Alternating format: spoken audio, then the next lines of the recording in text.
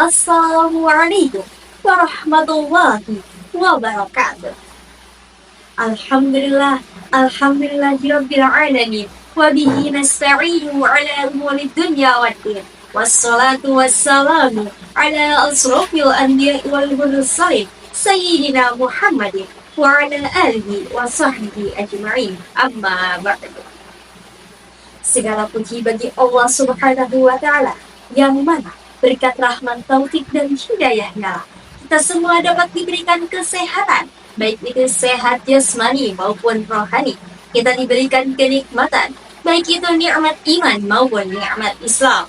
Tidak lupa pula salawat beserta salam semoga tetap tercurah limpahkan kepada junjungan kita semua, kekasih kita semua yang telah membawa kita semua dari zaman kegelapan hingga zaman terang benderang, tidak lain dan tidak bukan, yaitu Rasulullah Muhammad Sallallahu Alaihi Wasallam.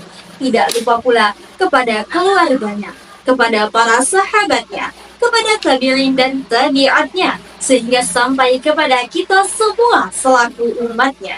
Amin ya Allah ya Rabbal Alamin. Imam Nawawi Al-Bantani dalam kitabnya Kifayatul Atqiyah berkata, tiada kebahagiaan kecuali kita menempuh jalan yang benar, melaksanakan sunnah Rasulullah Sallallahu Alaihi Wasallam. Inilah pentingnya untuk kita semua mengikuti baginda Rasulullah Sallallahu Alaihi Wasallam. Ibnu Qayyim menafsirkan dalam Quran surat An-Nisa penggalan ayat 59 bahwasanya kita semua diwajibkan sebagai orang yang beriman untuk taat kepada Allah Subhanahu wa taala dan Rasulullah secara mutlak, karena itu merupakan kewajiban kita semua. Nah, mengapa kita harus mengikuti baginda Rasulullah Sallallahu Alaihi Wasallam? Yang pertama, karena Rasulullah Sallallahu Alaihi Wasallam adalah teladan manusia. Allah Subhanahu wa taala berfirman dalam Quran surat Al-Ahzab ayat 21. A'udzu billahi minasyaitonir rajim. Bismillahirrahmanirrahim. Laqad kana lakum fi Rasulillahi uswatun hasanah. Al-ayah. Sungguh ada di dalam diri Rasulullah Sallallahu Alaihi Wasallam suri teladan yang baik. Kemudian yang kedua, perkataan Rasulullah selalu benar. Mengapa demikian? Karena Rasulullah Sallallahu Alaihi Wasallam berkata berdasarkan wahyu dan juga bimbingan Allah Subhanahu wa taala, sebagaimana firman Allah dalam Quran surat An-Najm ayat 3 sampai 4. A'udzu billahi minasyaitonir rajim. Bismillahirrahmanirrahim. Wa ma yantiqu 'anil hawa in huwa illa wahyun yuha. Al-ayah. Di dalam tafsir Fathul Qadir dijelaskan bahwasanya Nabi Muhammad Shallallahu Alaihi Wasallam tidaklah berkata berdasarkan hawa nafsunya, melainkan berkata berdasarkan wahyu yang disampaikan oleh Allah melalui malaikat Jibril. Kemudian yang ketiga, sebagaimana ayat yang telah dibacakan tadi, dengan mengikuti baginda Rasulullah Shallallahu Alaihi Wasallam, maka Allah akan mencintai kita. Lalu bagaimana cara kita mengikuti Rasulullah Sallallahu Alaihi Wasallam agar kita bisa dicintai, agar kita bisa mendapatkan cintanya Allah Subhanahu Wa Taala? Yang pertama, mempelajari sunnah-sunnahnya baginda Rasulullah dan juga mengamalkannya.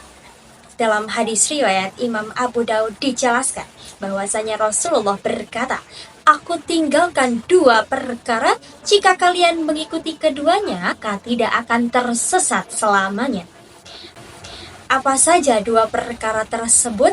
Yang pertama, yaitu Al-Quran, Yang kedua, yaitu sunnah-sunnah Nabi atau hadis. Banyak sunnah Rasulullah Shallallahu Alaihi Wasallam yang bisa kita amalkan. Yang pertama, yaitu sunnah qauliyah atau sunnah yang berupa ucapan. Yang kedua, sunnah fi'liyah, yaitu sunnah yang berupa pekerjaan, dan juga sunnah-sunnah lainnya. Baginda Rasulullah Shallallahu Alaihi Wasallam senantiasa berkata sopan. Terkadang kita berkata kasar. Baginda Rasulullah Shallallahu Alaihi Wasallam berwajah ramah. Terkadang kita suka marah-marah. Ingat teman-teman semua terhadap pesan Rasulullah untuk selalu sabar, membaca Al-Quran, dan menjalankan sunnah-sunnah lainnya. Yang kita harus mencintai baginda Rasulullah Shallallahu Alaihi Wasallam. Sabda Rasul, 3 hal. Barang siapa memilikinya, dia akan merasakan manisnya iman. Salah satunya, menjadikan Allah dan Rasulullah lebih dicintai dari yang lainnya, dari apapun. Hadis riwayat Bukhari Muslim. Siapa yang cinta pada nabinya pasti bahagia dalam hidupnya. Kemudian yang ketiga, contohlah akhlak baginda Rasulullah Sallallahu Alaihi Wasallam. Banyak sekali akhlak terpuji yang berasal dari baginda Rasulullah Sallallahu Alaihi Wasallam. Seperti baginda Rasulullah Sallallahu Alaihi Wasallam selalu tersenyum, bahkan membuat bahagia para sahabatnya. Jangan sampai kita sesama saudara sendiri aja cemberut. Sabda Rasulullah Shallallahu Alaihi Wasallam, senyuman di hadapan saudaramu bernilai sedekah bagimu. Hadis riwayat At-Tirmidzi. Selain itu, selain tersenyum, baginda Rasulullah pun tawadu, tolong menolong, dan juga akhlak mulia lainnya. Seluruh akhlak baginda Rasulullah Shallallahu Alaihi Wasallam itu sangat menginspirasi kita semua, termasuk pimpinan-pimpinan besar yang ada di dunia tentunya.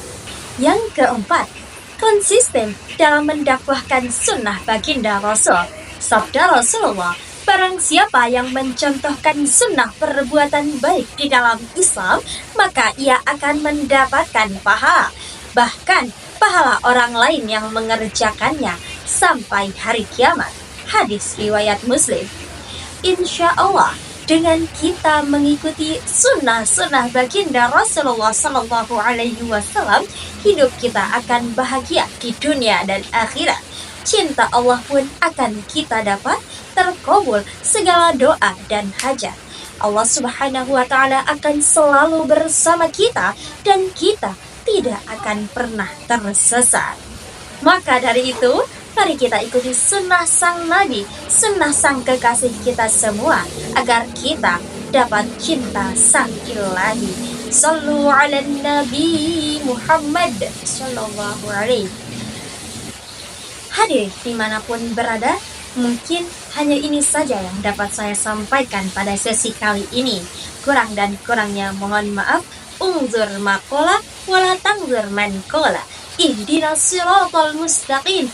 Assalamualaikum warahmatullahi wabarakatuh.